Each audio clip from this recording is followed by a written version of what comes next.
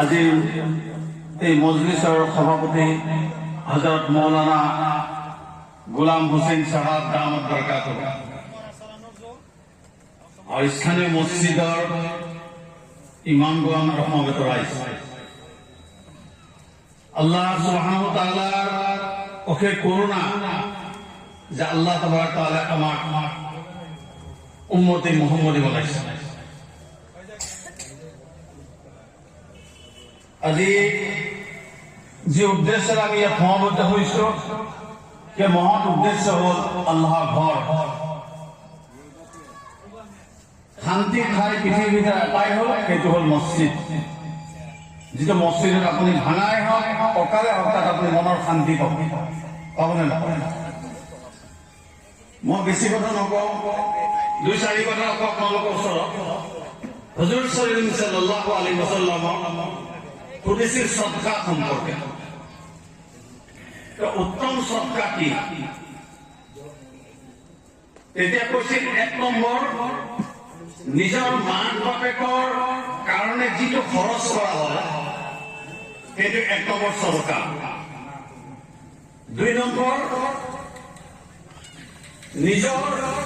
নিজৰ পৰিবাৰ নিজৰ ল'ৰা ছোৱালীৰ কাৰণে যিটো খৰচ কৰা হ'ব সেইটো 2 নম্বৰ। 3 নম্বৰ, নিজৰ বংশৰ যি গৰীব থাকিব তাক সহায় কৰা, সেইটো 3 নম্বৰ সদকা। 4 নম্বৰ হ'ল নিজৰ ওচৰৰ প্ৰতিবেশী যি দুখীয়া তাক সহায় কৰা।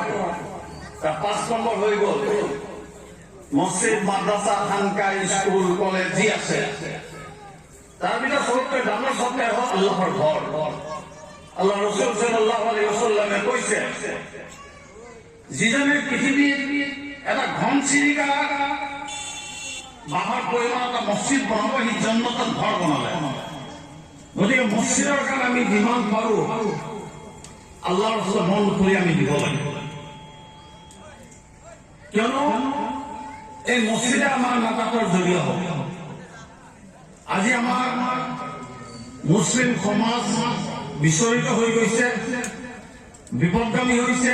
তাৰ কাৰণ হ'ল যে আজি আমি মছজিদত দেখা পাওঁ অকল বয়সস্থ মানুহ মছজিদত। ডেকা চাম ক'ত থাকে?